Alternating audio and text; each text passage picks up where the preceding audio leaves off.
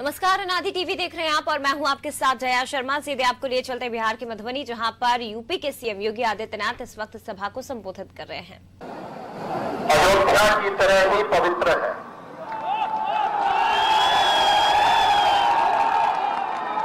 भाइयों बहनों, हम सब जानते हैं कि मर्यादा पुरुषोत्तम भगवान श्री राम माता जानकी के बगैर अधूरे माने जाते हैं, इसलिए जय सीताराम कहते हैं। जय श्री राम के पीछे भी यही भाव है और हम सबके लिए एक पवित्र भाव के साथ मां जानकी की धरती उसी आस्था और उसी श्रद्धा की प्रतीक होने के नाते मैं सचमुच अपने आप को बहुत गौरवशाली मानता हूं और आनंद की अनुभूति कर रहा हूं कि मां जानकी की इस पावन धरती पर आकर के आप सबके साथ संवाद बनाने का मुझे एक अवसर प्राप्त हो रहा है। आज के इस चुनावी सभा में उपस्थित भारतीय जनता पार्टी के आज के इस मंच पर उपस्थित हमारे प्रत्याशी श्रीमान नीतीश मिश्रा जी, राजनगर से प्रत्याशी श्रीमान रामप्रीत पासवान जी, माननीय सांसद झंझारपुर श्रीमान रामप्रीत मंडल जी, पूर्व सांसद और हमारे साथ संसद में रहकर के जिन्होंने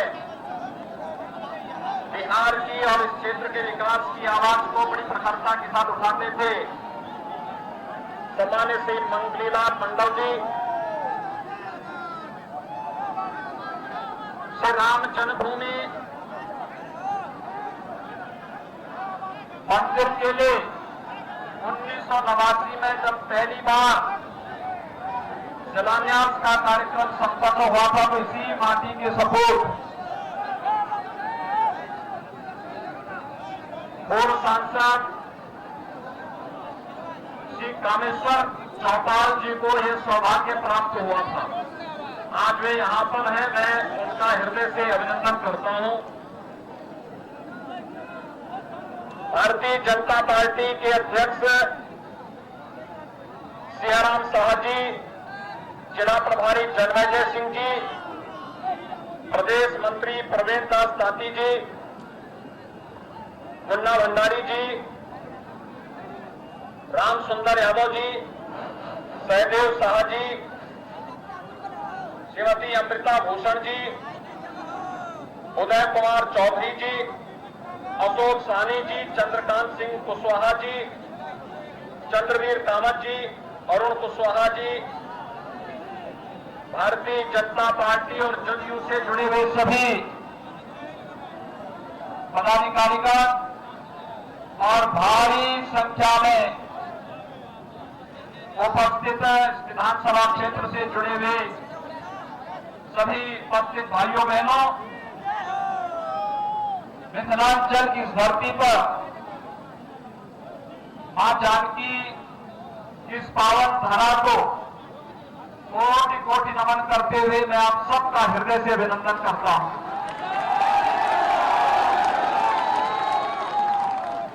भाइयों बहनों, यह वर्ष हमारे लिए अत्यंत महत्वपूर्ण है। महत्वपूर्ण इसलिए पूरी दुनिया कोरोना के सामने पस्त है, लेकिन बिहार चुनाव में इतना मस्त है कि कोरोना स्वयं ही यहां पस्त है।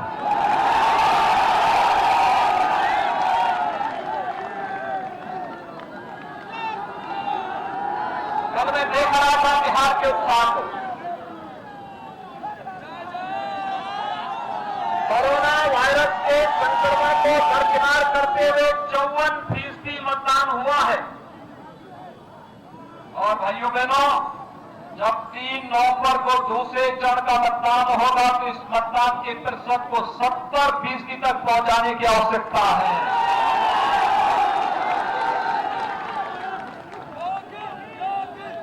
देश के यशस्वी प्रधानमंत्री आदरणीय नरेंद्र मोदी जी ने 2 बातें जरूर कही हैं। एक, उन्होंने कहा कि बीमारी और अग्नि को कभी भी हल्के से नहीं लेना चाहिए, यानी इनसे बचाव जितना हो सकता है उतनी सावधानी बरतने की आवश्यकता है।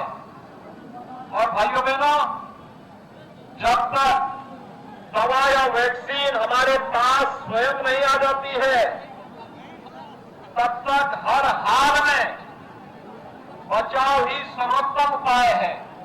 और बचाव के लिए 2 गज की दूरी और मास्क जरूरी का पालन हमें करना ही होगा। इसका पालन करने का आह्वान आप सबसे करूंगा। भाइयों बहनों, एक तरफ कोरोना महामारी से लड़ते हुए आप सबके उत्साह ने दुनिया के सामने एक नई नजीर प्रस्तुत की है, और दूसरी तरफ 500 वर्षों की देश और दुनिया की एक जो चीज थी, अयोध्या में भगवान राम के भव्य मंदिर के निर्माण के कार्य का शुभारंभ आदरणीय प्रधानमंत्री जी के कर कमलों से 5 अगस्त 2020 को प्रारंभ हो चुका है। इसके लिए मिथिलांचल वासियों को बधाई देने और अभिनंदन करने के लिए आया। और मैं सही बता रहा हूं कि मेरी हार्दिक इच्छा थी कि श्रीमान कामेश्वर चौपाल जी की तरह ही आपकी उपस्थिति भी इस अवसर पर अयोध्या में हो, लेकिन भाइयों बहनों, कोरोना संक्रमण को देखते हुए हम लोगों ने कम संख्या में अतिथि बुलाए थे, लेकिन कार्यक्रम का लाइव प्रसारण भी करवाया गया। और हम लोगों की हार्दिक इच्छा होगी कोरोना को परास्त करके अयोध्या में भगवान राम का भव्य मंदिर का निर्माण करके हर मिथिलांचल वासी अयोध्या में आकर के राम जानकी का दर्शन करके अपने जन्म और जीवन को पूर्ण अर्जन का भागीदार बनाए। इस दृष्टि से आपको अग्रिम आमंत्रण देने के लिए भी आज मैं विशेष रूप से यहाँ आया हूं। मां जानकी की कृपा से धरती बड़ी पवित्र धरती है। देश और दुनिया को अनेक विद्वान और अनेक महारथी जीवन के अनेक क्षेत्र के इस धरती ने दिए हैं। भाइयों बहनों, स्वाभाविक रूप से एक स्वाभाविक आकर्षण देश और दुनिया का इस धरती के प्रति जुड़ता है। राज्य व्यवस्था का संचालन कैसे होता है, मिथिला उसका एक उदाहरण है। महाराज नीति से प्रारंभ चली परंपरा किस रूप में आदर्श राज्य के संचालन का आदर्श बनती है, और वही तो कार्य आज प्रधानमंत्री मोदी जी के नेतृत्व में भारत की सरकार और नीतीश कुमार जी के नेतृत्व में बिहार की सरकार वही कार्य करते हुए देश और दुनिया के सामने नए नए मानक और नए नए आदर्श बनाते जा रहे हैं। भाइयों बहनों, पूरी दुनिया कोरोना से त्रस्त है, पस्त है, लेकिन भारत के अंदर प्रधानमंत्री मोदी जी के नेतृत्व में लिए गए समयबद्ध निर्णय और देश के व्यापक हित में उठाए गए कदमों ने आज भारत को एक सुरक्षित स्थिति में पहुंचाया है। कोरोना कालखंड में गरीब कल्याण पैकेज की घोषणा करके 80 करोड़ लोगों को देश के अंदर खाद्यान्न की गारंटी देना, जनधन अकाउंट नारी माताओं के अकाउंट में धनराशि हर महीने उपलब्ध करवाने की व्यवस्था करना, प्रधानमंत्री किसान सम्मान निधि से जुड़े हुए किसानों के खाते में धनराशि सीधे उपलब्ध करवाने की व्यवस्था करना, और यही नहीं, आत्मनिर्भर भारत पैकेज के अंदर 20 लाख करोड़ रुपए का पैकेज देश के अंदर अलग अलग क्षेत्र को देकर के कोरोना के खिलाफ देश की लड़ाई को जिस प्रभावी ढंग से प्रधानमंत्री मोदी जी ने आगे बढ़ाया है, भाइयों बहनों, ये हमारी सबसे बड़ी ताकत है। और दुनिया आश्चर्य और विस्मय की निगाहों से देख रहा है कि इतनी बड़ी आबादी 133 करोड़ की आबादी को प्रधानमंत्री नरेंद्र मोदी जी ने कैसे सुरक्षित स्थिति में पहुंचाने का कार्य किया है। भाइयों बहनों, आज परिवर्तन देखने को मिल रहा। याद करिए, 15 वर्ष पहले बिहार की स्थिति क्या हो गई थी। बिहार के नौजवानों के सामने पहचान का संकट आया था, विश्वास का एक नया संकट खड़ा हुआ था, और यूपीए की सरकार ने 2004 से 2014 के बीच में भी आपने देखा होगा, रोज नए घोटाले, कभी स्पेक्ट्रम घोटाला, कभी कॉमनवेल्थ घोटाला, कभी कोल घोटाला, और घोटाले करके इन नौजवानों के जीवन के साथ जिन लोगों ने, कांग्रेस और राजद के लोगों ने, जिन्होंने खिलवाड़ किया था, जिन लोगों ने पहचान का संकट खड़ा किया था, वही लोग आज रोजगार का एक झुनझुना लेकर के एक बार फिर से आकर के जनता की आंखों में धूल झोंकने का कार्य करना चाहते हैं। इसलिए भाइयों बहनों, बिहार की ऊर्जा का लोहा देश और दुनिया मानती है। इनके रोजगार के झुनझुने में जाने की आवश्यकता नहीं। हम सब इस बात को जानते हैं, पहचानते हैं, ये लोग धोखा करने वाले लोग हैं। इन्होंने देश के साथ धोखा किया। इनके लिए तो देश महत्वपूर्ण नहीं, समाज भी महत्वपूर्ण नहीं, इनके लिए स्वयं का परिवार महत्वपूर्ण है। याद करिए भाइयों बहनों, मैं आपसे पूछना चाहता हूं, भारतीय जनता पार्टी में एक सामान्य कार्यकर्ता भारतीय जनता पार्टी का राष्ट्रीय अध्यक्ष हो सकता है, प्रधानमंत्री और मुख्यमंत्री बन सकता है, विधायक और सांसद बन सकता है, लेकिन क्या कांग्रेस में एक सामान्य कार्यकर्ता कांग्रेस का राष्ट्रीय अध्यक्ष बन सकता है क्या?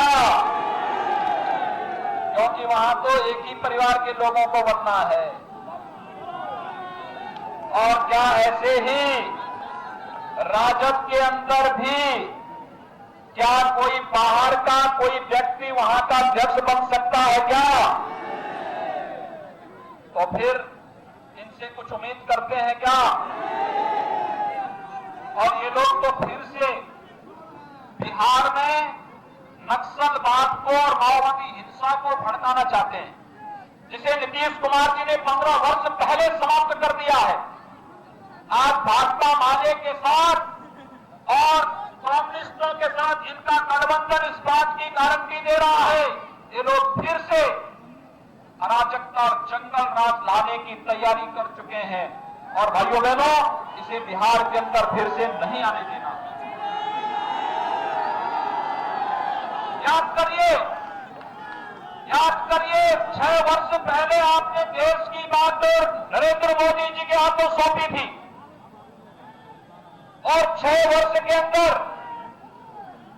प्रधानमंत्री मोदी जी ने 3 करोड़ गरीबों को एक आवास उपलब्ध कराया, 4 करोड़ गरीबों को विद्युत के निःशुल्क कनेक्शन उपलब्ध करवाए, 8 करोड़ गरीबों को रसोई गैस का निःशुल्क कनेक्शन उपलब्ध करवाया, 10 करोड़ गरीबों के लिए एक शौचालय उपलब्ध करवाए, 17 करोड़ गरीबों को प्रधानमंत्री मुद्रा योजना से लोन उपलब्ध करवा करके आर्थिक स्वावलंबन की ओर लेकर के गए, 35 करोड़ गरीबों के लिए जनधन अकाउंट खोल करके उन्हें आर्थिक स्वावलंबन की ओर अग्रसर किया, 12 करोड़ किसानों के खाते में प्रधानमंत्री किसान सम्मान निधि के साथ जोड़ने का कार्य किया और 50 करोड़ गरीबों को आयुष्मान भारत में 5 लाख रुपए सालाना स्वास्थ्य बीमा का कवर देने के साथ ही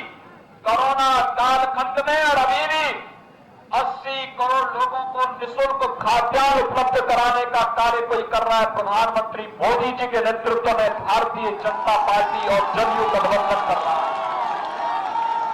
मैं पूछना चाहता हूं, भाइयों बहनों, पूछना चाहते हैं कांग्रेस और राजद के गठबंधन को, इनको भी देश के अंदर शासन करने का अवसर प्राप्त हुआ था। इन्होंने कौन से लोक कल्याणकारी कार्य किए? इन्होंने देश में समस्याएं जरूर दी, बेईमानी इन्होंने फैलाई, भ्रष्टाचार इन्होंने फैलाया, परिवारवाद इन्होंने फैलाया, जातिवाद इन्होंने फैलाया, नक्सलवाद इन्होंने फैलाया, आतंकवाद इन्होंने किया और नारी गरिमा को भी ठेस इन्होंने पहुंचाई। प्रधानमंत्री मोदी जी ने जब 2019 में दूसरी बार प्रधानमंत्री पद की शपथ ली थी, तब उन्होंने कहा था कि पहले 5 वर्ष देश के गरीबों के कल्याण के लिए, अगले 5 वर्ष भारत के उत्थान के लिए, भारत को दुनिया की एक महाशक्ति बनाने के लिए हम लोग कार्य करेंगे। और भाइयों बहनों, उसकी शुरुआत होती है नारी गरिमा और सुरक्षा से। यद्यपि पहले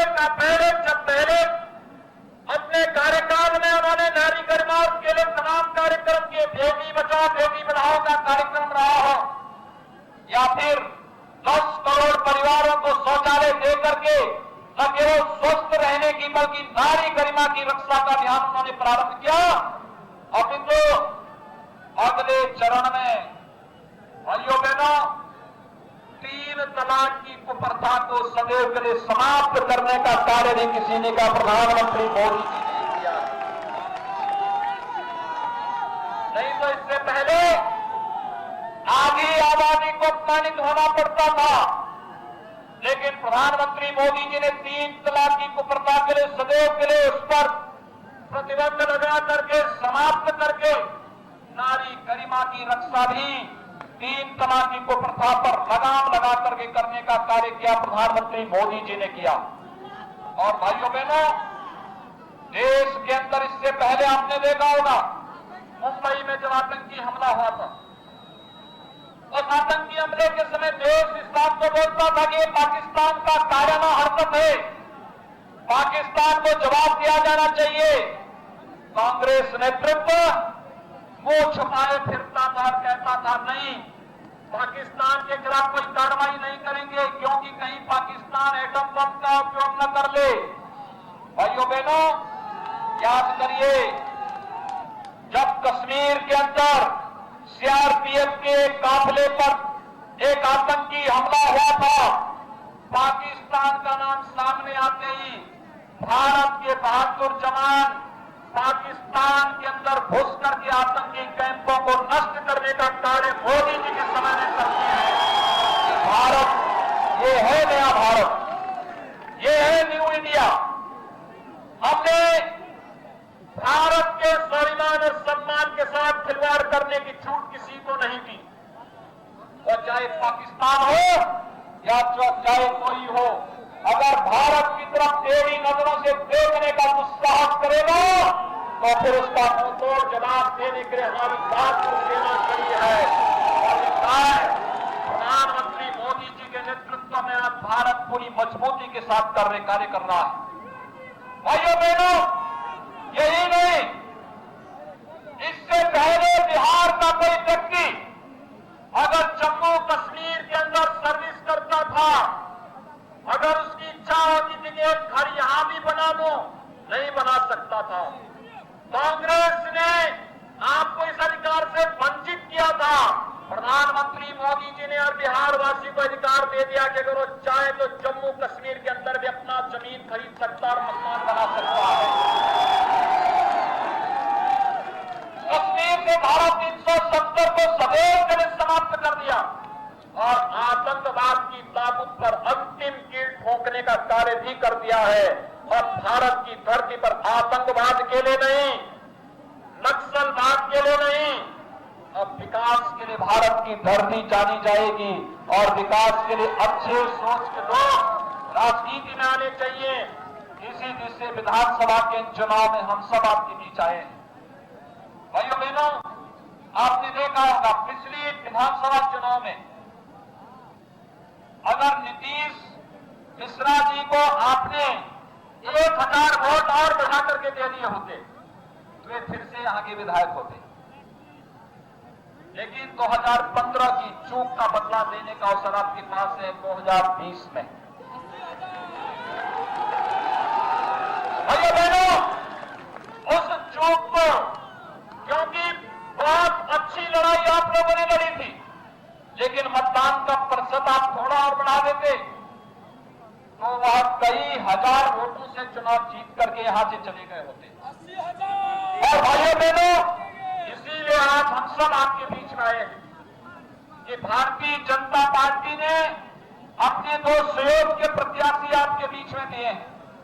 भारतीय जनता पार्टी जदयू का जो गठबंधन है, ये एनडीए के रूप में आपके बीच में आया है और एनडीए एक भारत श्रेष्ठ भारत की परिकल्पना को साकार करने वाला, विकास को प्राथमिकता देने वाला, राजनीति की धुरी को बदल करके जाति मत मजहब के आधार पर, क्षेत्र भाषा से हटा करके, इन सब से अलग हट करके हमने गांव को, गरीब को, किसान को, नौजवान को, महिलाओं को और समाज के प्रत्येक तबके को विकास की मुख्य धारा के साथ जोड़ने का कार्य किया। मकान दिए गए, शौचालय दिए गए, विद्युत और रसोई गैस के कनेक्शन उपलब्ध कराए गए, आयुष्मान भारत के कार्ड उपलब्ध कराए गए। क्या किसी की जाति, किसी का मत, किसी का मजहब, किसी का क्षेत्र, किसी की भाषा देखी गई क्या? सबको दिया, सबका साथ, सबका विकास। हमने सबके हित के लिए कार्य किया। भाइयों बहनों, जब सबके हित के लिए कार्य किया गया तो वोट भी तो सबका मिलना चाहिए, मिलना चाहिए। आप सभी सहमत हैं? सभी लोग सहमत हैं और इसीलिए आज आपसे अपील करने के लिए आया हूं। भाइयों बहनों, जो कुछ भी भारतीय जनता पार्टी ने कहा था वो करके दिखाया है। हम पे ये आरोप लगता था कि अयोध्या में मंदिर नहीं बना रहे हैं, अब तो वह कार्य करके भी आ गए। इसलिए इससे पहले ही हमारा संकल्प जो था, हम लोगों ने तो कामेश्वर चौपाल जी को आपके बीच में पहले भेज दिया था और इसीलिए मिथिला के ही एक सपूत से कि देश के अंदर हमारे यहां कोई भेदभाव नहीं। 1989 में कामेश्वर चौपाल जी के हाथों से राम जन्मभूमि की पहली शिला रख दी गई और प्रधानमंत्री मोदी जी के करतंबों से मंदिर निर्माण का कार्य भी शुभारंभ करके मैं मिथिलांचल की धरती को प्रणाम करने के लिए स्वयं यहां पर उपस्थित हुआ हूं। भाइयों बहनों, ये हम सब के लिए गौरव का क्षण है। 500 वर्षों की जो तमन्ना थी, जो तीस थी कि हमारे आराध्य भगवान श्री राम का भव्य मंदिर का निर्माण अयोध्या में हो, वह सपना साकार हुआ है और उस सपने को साकार कराने के लिए हम प्रधानमंत्री मोदी जी के आभारी हैं और मैं आप सभी मिथिलांचल वासियों का अभिनंदन करता हूं। इस अवसर पर ये मिथिलांचल वासियों के लिए भी गौरव का क्षण है। भाइयों बहनों, इस अवसर पर मेरी आप सबसे अपील है कि भारतीय जनता पार्टी ने अपने प्रत्याशी आपके बीच दिए हैं। भारतीय जनता पार्टी ने झंझारपुर से श्री नीतीश मिश्रा जी को अपना प्रत्याशी बनाया है। एक प्रतिष्ठित परंपरा और परिवार से होने के साथ ही बिहार सरकार में मंत्री के रूप में उनके उल्लेखनीय सेवाओं के लिए भी एक पूरा क्षेत्र उनके प्रति एक वोट के माध्यम से अपना सहयोग देकर के उनके पिछले कार्यों पर भी मुहर लगाने का कार्य करेगा। और भाइयों बहनों, यही नहीं, भारतीय जनता पार्टी ने राजनगर से श्री रामप्रीत पासवान जी को अपना प्रत्याशी बनाया है। इनमें सिटिंग विधायक भी है और साथ साथ वर्तमान में पार्टी के प्रत्याशी के रूप में भी आपके बीच में है।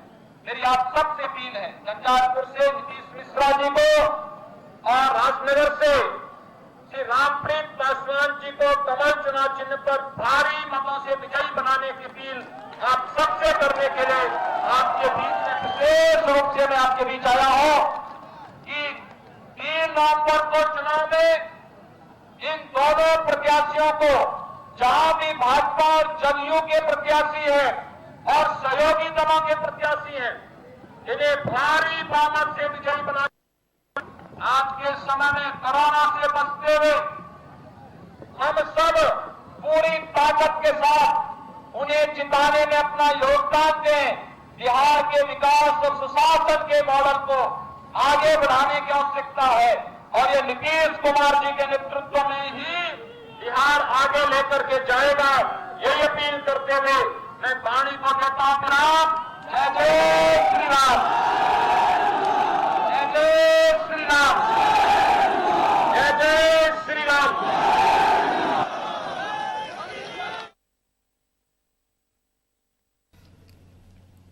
तो बिहार के मधुबनी से इस वक्त सीधी तस्वीरें आप देख रहे थे। सीएम योगी आदित्यनाथ बीजेपी के पक्ष में चुनावी सभा को संबोधित कर रहे थे और पार्टी प्रत्याशी के पक्ष में वोट की अपील जनता से की गई।